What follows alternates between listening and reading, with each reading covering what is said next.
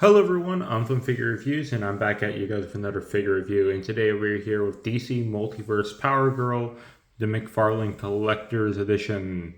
So yeah, here she is. She comes with a couple sets of extra hands.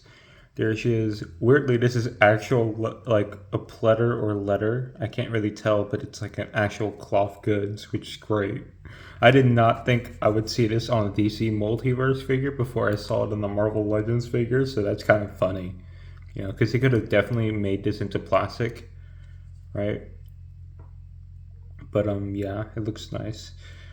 Uh, Good coloring. No real paint mishaps, honestly. So far, so good. I love the uh, laser eyes she has. She looks very bossy. As for her accessories, uh,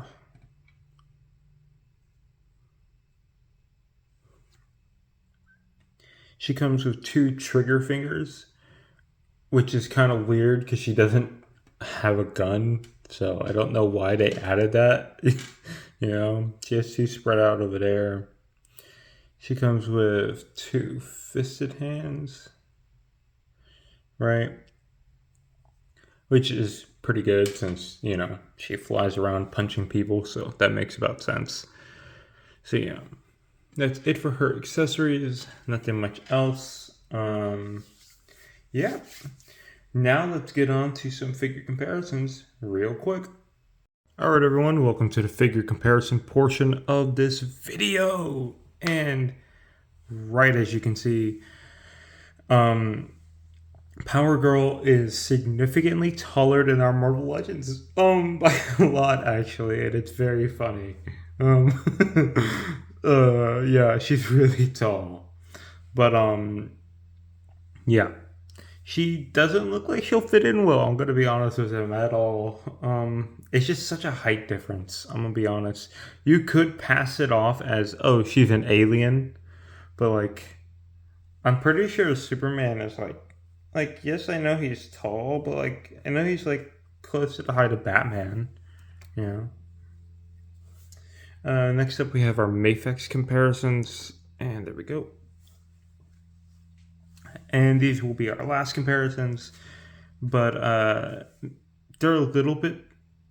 They look a little bit more in scale of her, a little bit, not really, if I'm being honest, but it looks pretty nice overall. It looks pretty nice.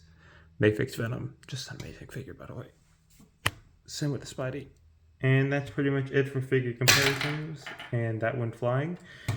All right, now let's move on to articulation in just a bit. Alright everyone, welcome to the articulation portion of this video. So first up, she has a ball joint at her head, so it can look up about that much, down about this much. A little bit of side-to-side movement, can go all the way around, right? Her arm can go up about this much, right? It can go out about this much. Has a bicep, or, bicep tool. No butterflies. These are rotator cuffs. They are not butterfly joints, or not. It's not a rotator cuff. That's a bone. Sorry, I don't know what these are called, but I know they are not butterfly joints. They're just there to kind of make it all look seamless, but it's not a butterfly joint. Although it may look like it, it's not. You don't get the same range of movement. Double jointed arms. Hands are standard McFarlane hands, which are great. Up, down, side to side. Honestly, pretty good movement. I do wish they had a cut up here by the boobs, or a little bit down right here near mid torso, so they could put a ball joint in here. But McFarlane does not like having super articulated figures, so that's fine. It's still good for what it is. I like this. This is rubber. Or like a rubbery material, and it allows for greater range of motion, as you can see. So you can easily get that high kick. She has double jointed pinned knees. Also, she has pins in her elbows, as you can see. But yeah, pinned knees. That's fine. I mean, I do mind it. I don't think that should be a thing in 2025, but it is what it is. She does the splits better than most Marvel Legends, actually. What? Wait, what? Holy, she does it as good as Maximum Spider-Man. Let's see. What about Venom? No, Venom doesn't even compare. Got it.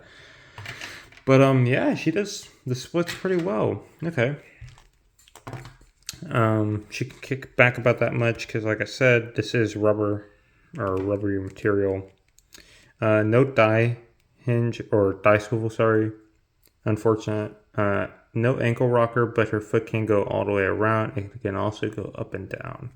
And that's about it for her articulation. It's nothing special and nothing impressive. It's, from what I know, it's perfectly fine for a McFarlane figure. So that's something. But yeah, that's basically it for the articulation portion. Now let's move on to the final review. Quick posing portion. She poses okay despite her limited articulation, but that's fine. Hope you guys like the poses.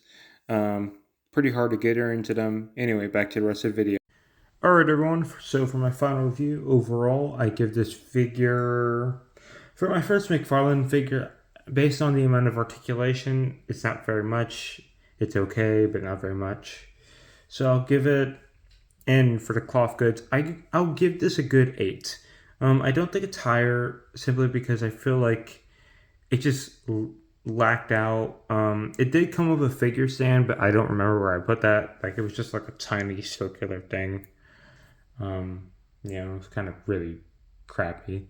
And a collectible card, but like, let's be honest here, that's a waste of space. I would have rather had a comic instead of a card. But yeah, this figure is decent. It's okay. It's nothing special, if I'm being honest.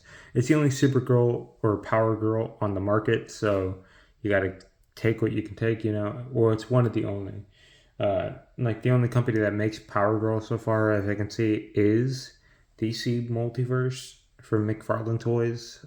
So yeah, I'll give it an 8, simply for the cloth goods, the paint, the sculpt, the accessories, right, are pretty decent. But the main hindrance to this figure, I think it could have been much higher if it just had better articulation, right? Like, or at least no pins, But yeah, that's my rating. It's an 8, a solid 8. Tell me what you guys think in the comments down below, if you agree or disagree. Anyway, hope you guys are having a great Friday. Hope to see you guys today at the Fortnite live stream for Fortnite Nightmares.